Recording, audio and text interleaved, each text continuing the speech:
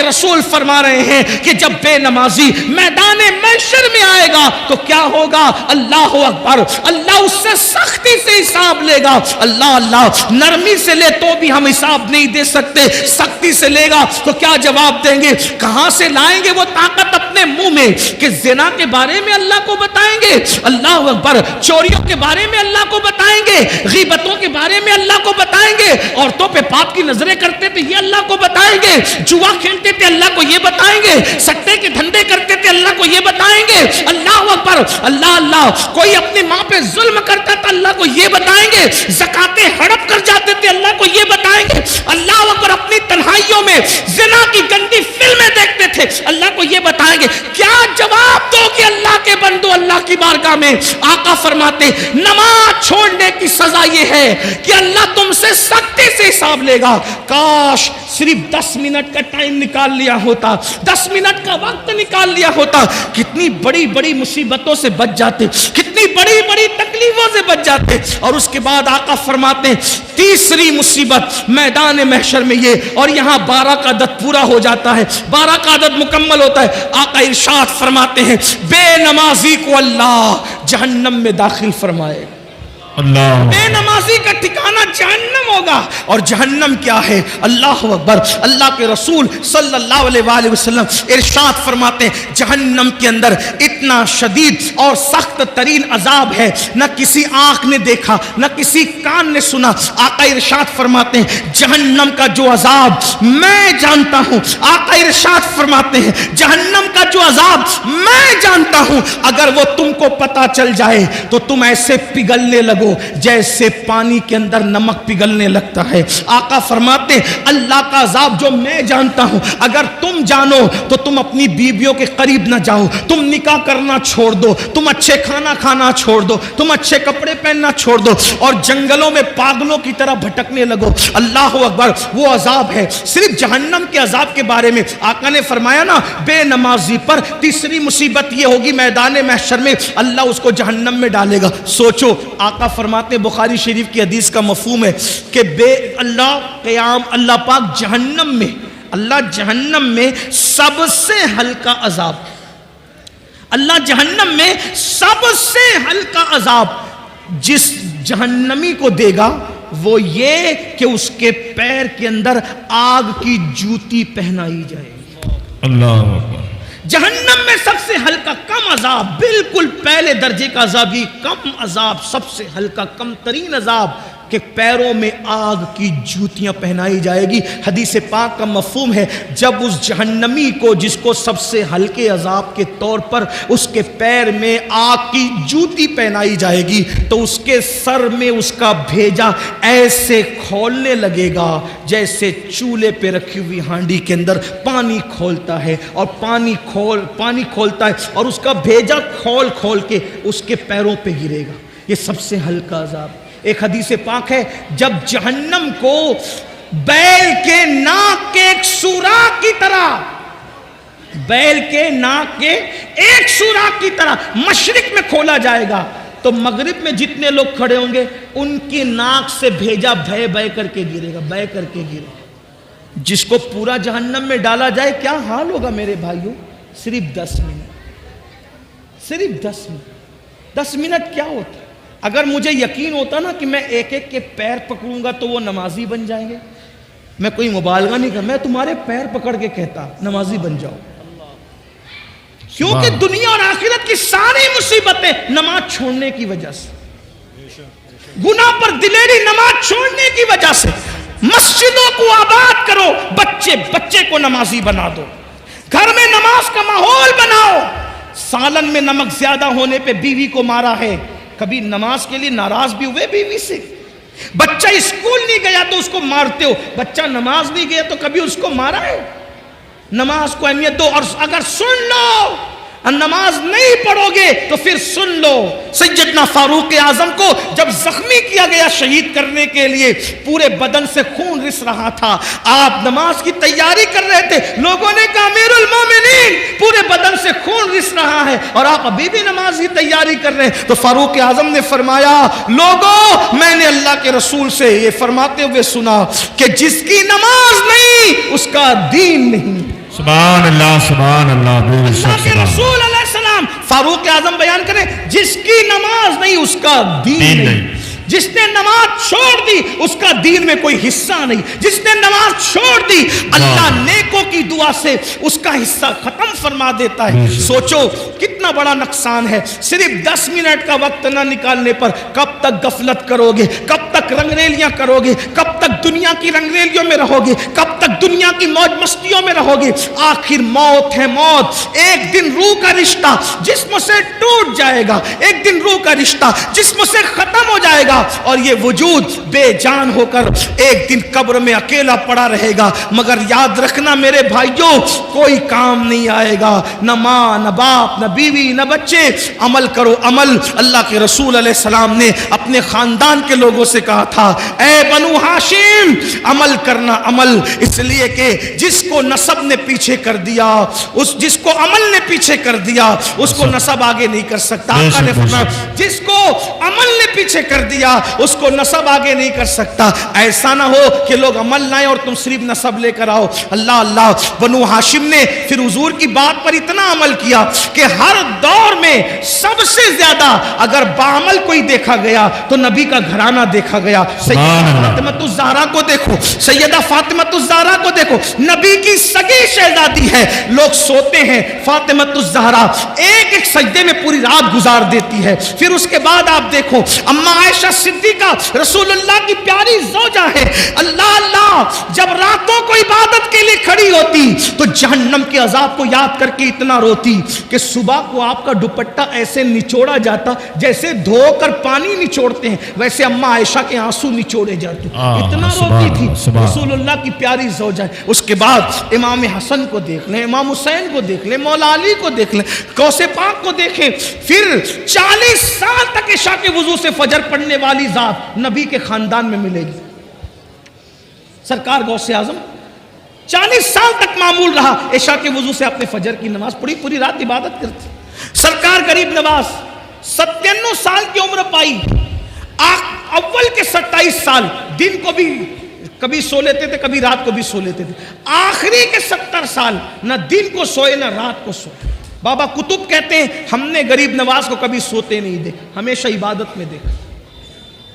یہ وہ لوگ ہیں جن پر مسلمان ناز کرتے، جن پر اہل اسلام ناز کرتے، ان کی عبادتیں یہ اور اپنے اعمال دیکھو۔ ہم گھمنڈ میں، ہم تکبر میں کہ ہم جنت میں جائیں گے۔ مجمع الزوائد کی روایت ہے اللہ کے رسول علیہ السلام نے فرمایا جو اپنے آپ کو قطعی اور یقینی جنتی کہے میں محمد اعلان کرتا ہوں کہ وہ جہنم میں جائے گا۔ سبحان اللہ صلی اللہ علیہ وآلہ وسلم۔ نعرہ تکبیر، نعرہ رسالت، علماء اہل سنت، بہاری طیبہ کانفرنس، جشن دستار بندی، علامہ سید امین القادری صاحب کے بلا۔ اللہ کے رسول صلی اللہ علیہ وآلہ وسلم نے فرمایا بے نمازی کو تیسری مصیبت میدان محشر میں یہ آئے گی کہ اللہ اس کو جہنم میں ڈالے گا، اس کا ٹھکانہ جہنم ہوگا، نہیں برداشت کر سکتے جہنم کی آگ کو۔ جہنم کی جب آگ جلتی ہے نا، آگ جو جلتی ہے اس میں روشنی ہوتی، جہنم کی آگ میں روشنی بھی نہیں ہے، اندھیرا ہی اندھیرا ہے، تاریکی ہی تاریکی۔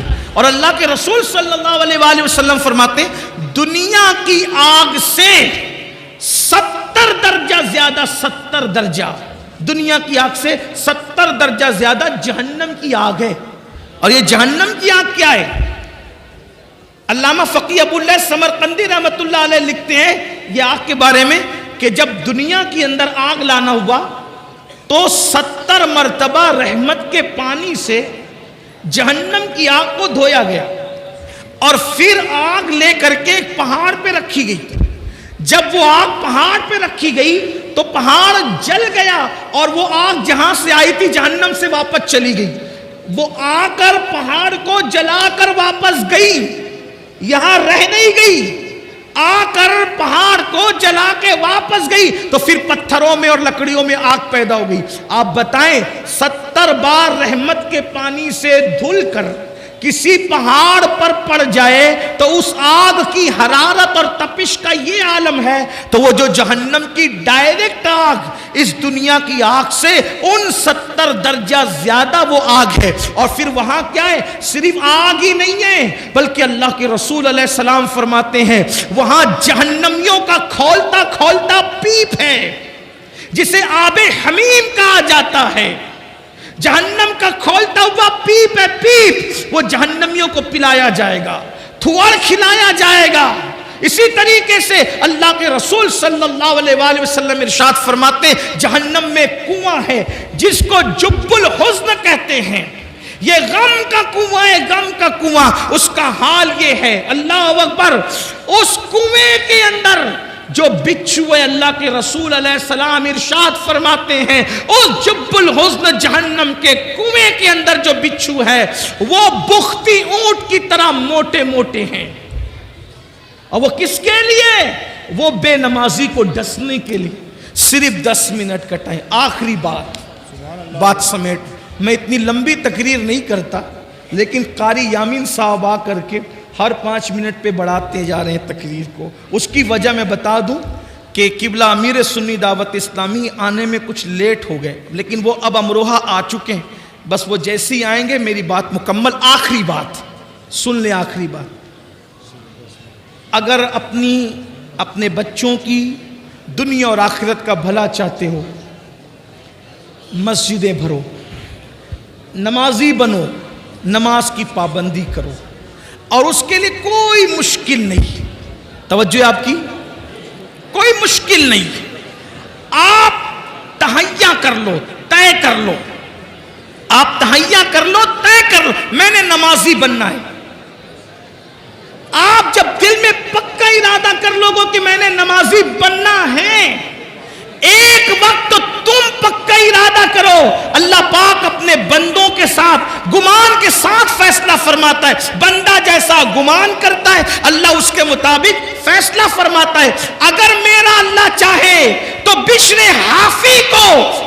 حافی کو بغداد کے شراب خانے سے اٹھا کر کے مسجد کی کبوتری بنا دیتا ہے، کعبے کا مجاور بنا دیتا ہے۔ اس لیے بندہ کوشش کرے، اللہ ارشاد فرماتا ہے والذین جاہدوا فینا لنہدینہم سبلنا، جو ہماری راہ میں کوشش کرتے ہیں ہم ان کے لیے راستے پیدا کر دیتے ہیں۔ دل میں پکا ارادہ کرو، بچوں کو نماز کی اہمیت سمجھاؤ، بچیوں کو نماز کی اہمیت سمجھاؤ۔ نماز سے بڑا تعویذ کوئی نہیں، نماز سے بڑا کامیابی کا تمغہ کوئی نہیں۔ اللہ اکبر، نماز سے بڑھ کر کے اللہ تک پہنچنے کا عمل کے معاملے میں وسیلہ اور ذریعہ کوئی نہیں۔ اس لیے نماز کی طرف آؤ۔ 5 وقت مؤذن صدا دیتا ہے، مؤذن کی صدا پر لبیک کہو، اپنے آپ کو بدلو، اپنے آپ کو تبدیل کرو۔ نماز پڑھنے سے اتنی مصیبتوں سے بچو گے، اور سب سے بڑی بات انشاءاللہ جب نمازی بن جاؤ گے تو دل کے اندر گناہ کی نفرت پیدا ہوگی، دل کے اندر گناہ کی نفرت پیدا ہوگی، گناہ کے ماحول سے نکلو گے، نیکیوں کے ماحول کی طرف آؤ گے، انشاءاللہ یہاں بھی کامیابی ہوگی، وہاں بھی کامیابی ہوگی۔ ہر باپ چاہتا ہے میرا بچہ سدھر جائے۔ اللہ کے رسول علیہ السلام کے ظاہری دور میں ایک جوان کی شکایت لوگوں نے کی، یا رسول اللہ یہ جو جوان ہے نا میرے آقا، گناہ کرتا ہے، برائی کرتا ہے، ناجائز و حرام کام کرتا ہے۔ اللہ کے رسول نے فرمایا کیا یہ نماز بھی پڑھتا ہے؟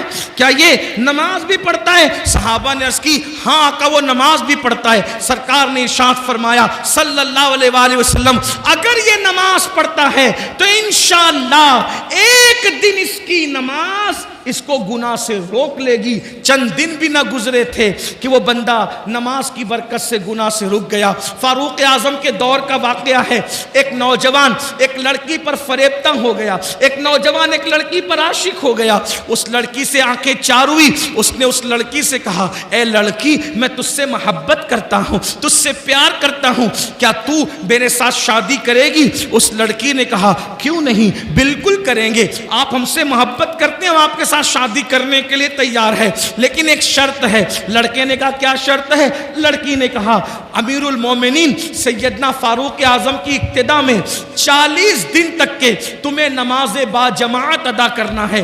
اگر تم 40 دن تک با جماعت نماز پڑھو گے تو انشاءاللہ ہم شادی کے بارے میں سوچیں گے کیا ہوا، ایک دن 2 دن مرتا کیا نہ کرتا، نماز پڑھنے کے لیے مسجد نبوی جا رہا ہے، فاروق اعظم کے پیچھے نماز پڑھ رہا ہے۔ 1 ہفتہ 2 ہفتہ 3 ہفتہ گزرے، جب 40 دن قریب گزرنے لگے تو لڑکی نے اپنی کنیز سے کہا کیا حال ہے اس عاشق آوارہ کا جو ہمیں شادی کا آفر دے رہا تھا؟ اس کی کنیز نے کہا وہ تو بڑی نظریں نیچی کر کے چلنے لگا۔ کہا ذرا چیک تو کرو کیا ہوا۔ جب اس لڑکی کی کنیز اس لڑکے کے پاس گئی، کہا آپ نے تو میری مالکہ سے شادی کا آفر کیا تھا اور اس نے 40 دن تک نماز کے لیے کہا تھا، بتائیں کیا خیال ہے؟ تو اس نوجوان نے کہا اب ہم شادی کے بارے میں سوچتے ہی نہیں ہیں، اس لیے کہ جب تک دل میں یار نہیں بسا تھا دل ادھر ادھر آوارگی کرتا تھا، یار کا پیار دل میں بس گیا ہے، اب کسی کی گنجائش ہی باقی نہیں رہ گئی ہے۔ تو یہ نماز کی برکت ہے۔ قرآن کہتا ہے ان الصلاۃ تنہا عن الفحشاء والمنکر، بے شک نماز ہر برائی سے ہر بے حیائی سے روک لیتی ہے۔ اپنے بچوں کو سدھارنے والوں، بچے تعویذ سے نہیں سدھریں گے۔ اپنے بچوں کو سدھارنے والوں، بچے مار پیٹ سے نہیں سدھریں گے۔ اپنے بچوں کو سدھارنے کا خواب دیکھنے والوں، گالی گلوچ سے بچے نہیں سدھریں گے۔ قرآن نے کتنا خوبصورت قانون دیا۔